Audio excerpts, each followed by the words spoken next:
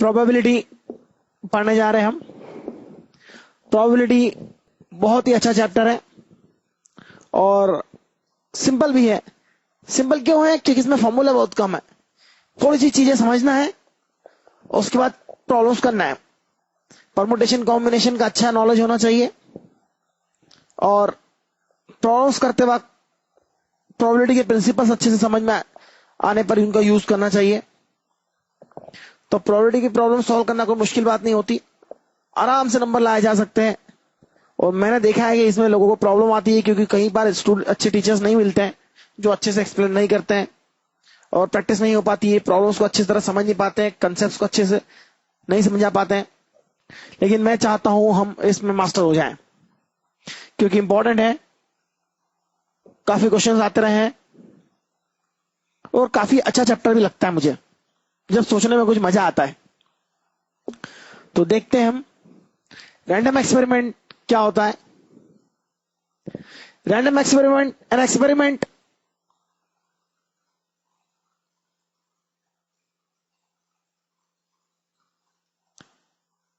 whose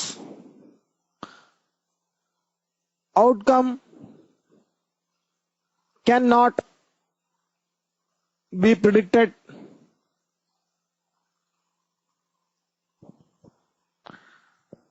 or cannot be said anything certainly is called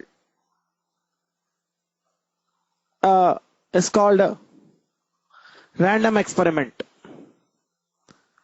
कितनी भी तरह की लैंग्वेज लगा ली जाए, लैंग्वेजेस से कोई लेना देना नहीं होता, ये तो केवल फॉर्मेलिटी है। रैंडम एक्सपेरिमेंट के मैं आपको एग्जांपल समझा देता हूं।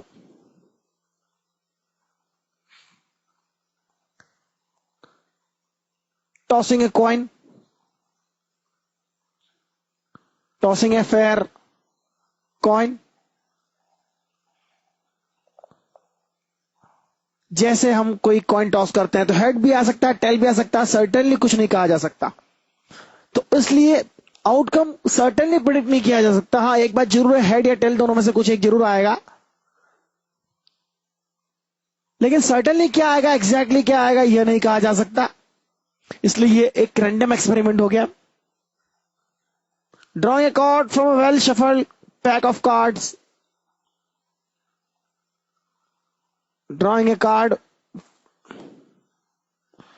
From well shuffled pack of cards. हम ताश खेलते हैं, ताश खेलने में जो कार्ड्स यूज करते हैं उनकी अच्छी से शफल की हुई गड्डी में से अगर एक कार्ड निकाला जाए तो क्या होगा यह कहना मुश्किल है। It is very random, absolutely random process. क्या होगा यह अपने आप में एक रैंडम प्रोसेस है।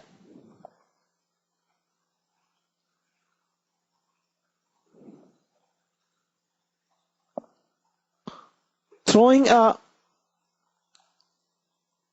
unbiased dice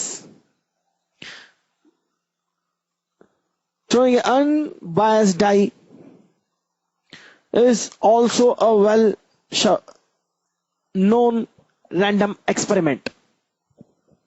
क्योंकि हम डाई फेंकते हैं तो उसमें क्या आएगा, 1 2 3 4 6 anything can be come out.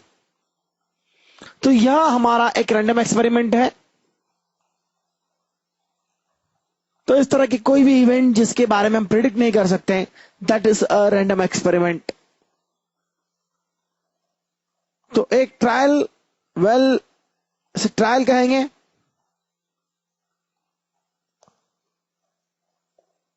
और इस की रैंडमनेस में इसी बात में है कि हम इसके बारे में कुछ नहीं कह सकते।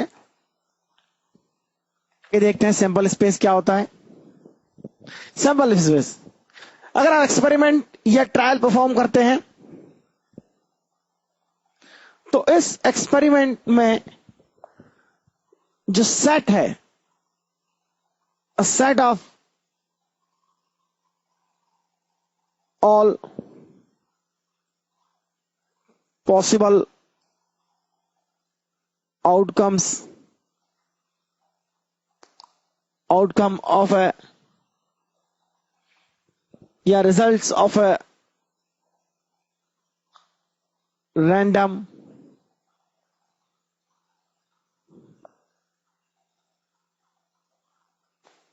experiment. A set of all possible outcomes of a random experiment is called the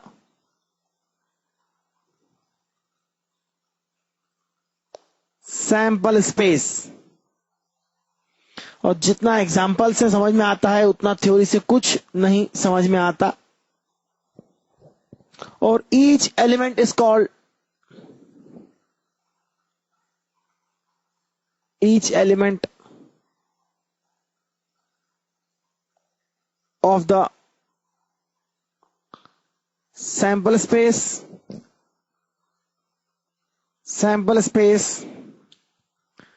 is called sample point. और हम देखते हैं examples.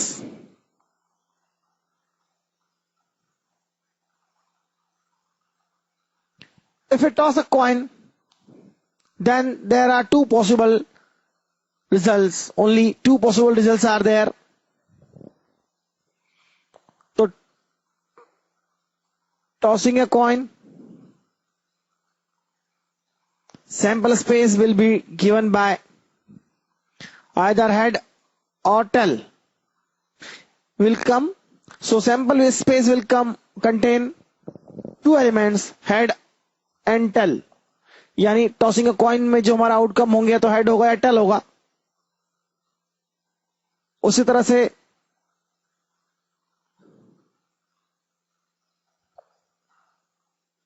throwing a die, sample space will contain 6 digits. All 6 digits 1 2 3 4 5 6. क्योंकि इन पूरे 6 डिजिट्स में से कोई भी आउटकम हो सकता है, इसलिए सारे आउटकम्स का हमने सेट बना लिया.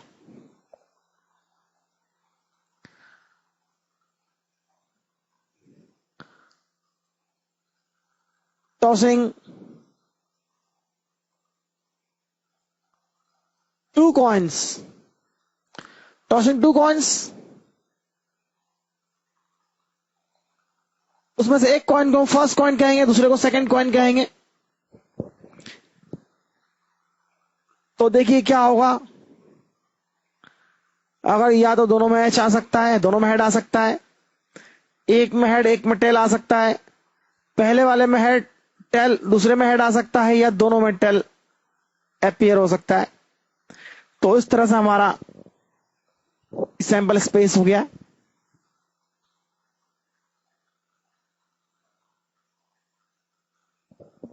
और इतने तरह से हम कितने भी तरह की सैंपल स्पेस प्रिपेयर कर सकते हैं. सैंपल स्पेस प्रिपेयर करना कोई बड़ी बात नहीं है.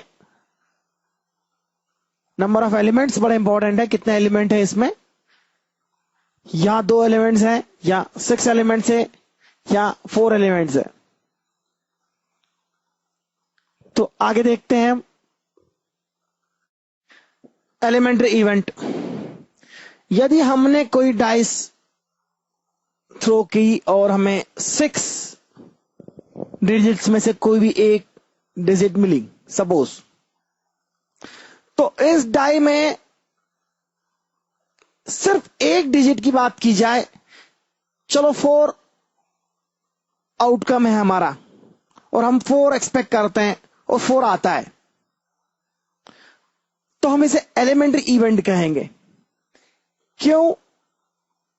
अभी हमारा जो इवेंट हो गया वो 4 हो गया. यानी if sample space, if a subset of sample space has only one element, then it is a set of a of an elementary event, then it is a subset of sample space has only one element. देखिए ये elementary event है. उसी तरह से in a throw of two coins, sample space may be head head, tail head, head tail और tail tail. अब यदि दोनों हेड आ जाते हैं या दोनों टेल आ जाते हैं तो अपने आप में एक ही इवेंट होगी है. तो हमारे यहां पर इवेंट दो है, यानी दोनों हेड आ जाते हैं तो यह अपने आप में एक इवेंट है. Getting both heads is a simple event. It is a simple event. तो सिंपल इवेंट भी कहा जाता है इसे. is a simple or elementary event. यानी सिर्फ एक आता है. तो ये सिंगल एक्सपेक्टेशन हो गई हमारी. अब यदि हम एक्सपेक्ट करते हैं कि हमारी इवेंट जो होगी एक डाई के थ्रो में मोर देन 3 है, तो 4, 5, 6, that is coming a digit more than 3 in a throw of a unbiased die. तो यह इवेंट जो होगी 4, 5 और 6 होगी. मोर देन 3 के लिए एक्सपेक्ट कर रहे हैं तो हमारा जो इवेंट स्पेस होगा वो 4, 5 या 6 होगा. यानी out of 6 elements event space में केवल 3 मेंबर्स होंगे, 3 एलिमेंट होंगे. और इट इज कॉल्ड मिक्स्ड और कंपाउंड इवेंट्स. ऑब्वियसली या तो एलिमेंट्री होगी इवेंट, और अगर एलिमेंट्री नहीं है तो मिक्स्ड या कंपाउंड कहलाएगी. तो बड़ा सिंपल है इस बात को समझना. मिक्स्ड इवेंट्स कुछ और प्रकार की हो सकती है. ऑकरिंग ए इवन नंबर, ऑकरिंग ए इवन नंबर. अगर मैं इवेंट इवन से रिप्रेजेंट करूं तो वह 2, 4, 6 3 एलिमेंट होंगे उसमें, 2, 4 और 6. तो यह एक एलिमेंट्री इवेंट नहीं है, यह कंपाउंड इवेंट है या मिक्स्ड इवेंट्स है.